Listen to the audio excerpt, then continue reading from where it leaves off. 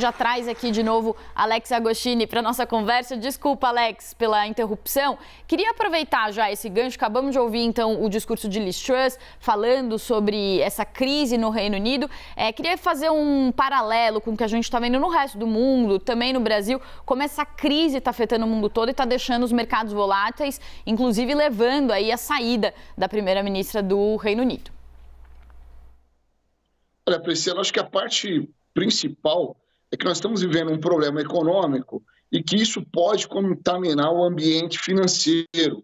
E aí eu acho que não ter algo parecido com 2008, mas sem dúvida alguma podemos ter alguma preocupação com uma forte volatilidade com os ativos globais, bolsa, moeda e também títulos públicos. Isso tudo pode sofrer uma certa volatilidade porque as principais economias do mundo passam por um ajuste muito forte de combate à inflação, Estados Unidos e Europa.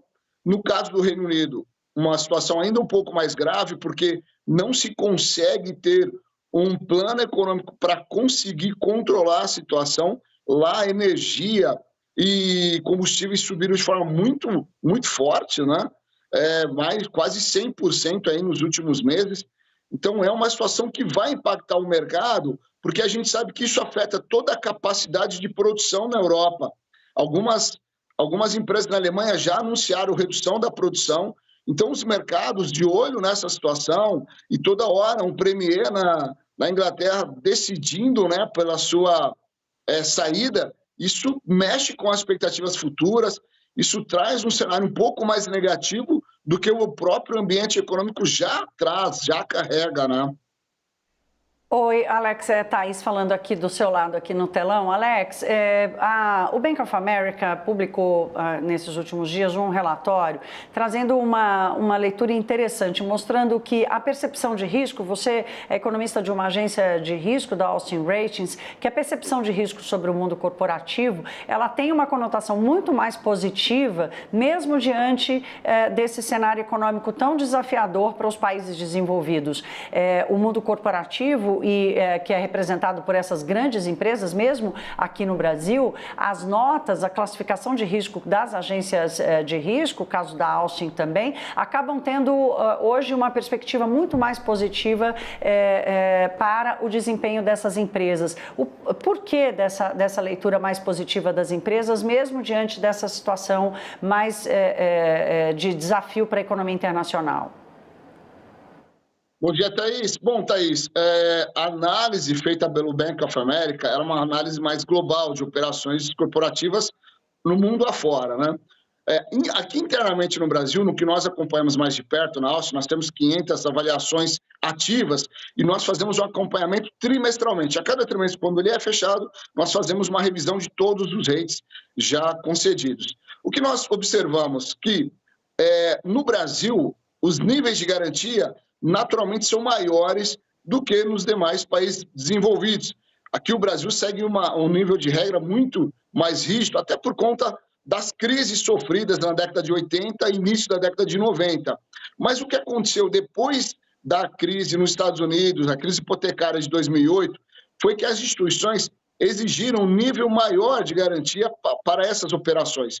E o Brasil vem num momento muito positivo de crescimento, isso eu estou falando há mais de 10 anos, tá? Um momento muito positivo de crescimento do mercado de capitais como uma opção à captação de recursos para o desenvolvimento da economia. E nesse cenário, a CVM, os órgãos fiscalizadores e reguladores, como também o Banco Central, eles vão exigindo das análise de risco, como as agências, como a Austin, e também das corporações, que tenham níveis de transparência, de governança e de garantia cada vez melhores. Por isso, hoje, nós temos um cenário de cada vez um risco corporativo menor e um risco de cenário econômico maior. Ou seja, quando a gente olha para o desenvolvimento, para a atividade das companhias, elas estão muito bem. E elas, com a pandemia, elas até melhoraram a questão da solvência porque tiveram ali uma certa cautela.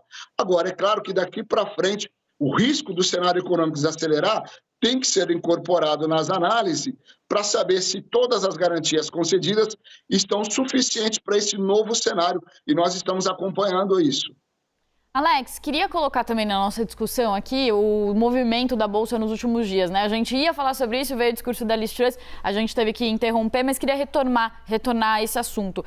Como que vocês veem, então, diante dessa análise que você fez de percepção de risco, da economia trazendo uma certa percepção, empresas trazendo outra, à luz desse momento de eleições que a gente está vendo um sobe e desce muito forte na Bolsa, né? Bolsa subindo muito semana passada, caindo nessa semana, é um comportamento racional do mercado e o que esperar daqui para frente? Priscila, é um comportamento racional, sim, porque o mercado ele não paga para ver, né? Se ele pagar para ver, ele corre o risco de perder dinheiro. Então, ele vai pelo lado da cautela. A cautela, em muitos momentos, significa desvalorização dos ativos, ou seja, uma redução dos preços das ações e uma desvalorização da moeda nacional, do real, e também um aumento da taxa de juros de mercado, né, a taxa de juros futuro. Isso é uma racionalidade de mercado, uma forma de proteção para que, em momentos de perda de valor, o mercado perde menos. Em momentos de bonança, ele aproveita melhor essa onda positiva. No caso do Brasil, essa indefinição ainda do cenário político, e num cenário político onde nós temos dois concorrentes, no caso Bolsonaro mais alinhado à direita e Lula mais à esquerda, com pensamentos muito mais diferentes em relação a, por exemplo, privatizações, a questão do combate à crise fiscal que o Brasil vive, isso transfere ao investidor uma insegurança muito grande do que vem pela frente. Qual será a próxima política econômica do governo? Será uma política mais desenvolvimentista, muito mais focada também na questão do controle de gastos, ou será uma política mais populista? Isso para os dois governos, tá? Então, nesse cenário, o mercado financeiro, ele espera um pouco, desacelera, desvaloriza os ativos e espera. Nós estamos aí há poucos dias de uma definição do pleito eleitoral no Brasil e com um cenário econômico de desaceleração forte, acompanhando também o que está acontecendo ao redor do mundo, isso não tem como não afetar os preços das ações, até porque uma parte do preço da ação é de expectativa de retorno futuro. E se vai crescer menos, as empresas vão valorizar menos, vão dar menos lucro. Então, isso é trazido para o momento presente como uma certa cautela. Obrigada. Nós conversamos aqui com a Alex Agostini, economista-chefe da Austin Rating, fazendo uma leitura bem interessante aí dessa diferença da leitura e da análise do que está acontecendo com as empresas e também da economia como um todo. Alex, muito obrigada. Uma boa terça-feira para você. Thaís, Priscila e todos que nos acompanharam, obrigado. Boa terça-feira.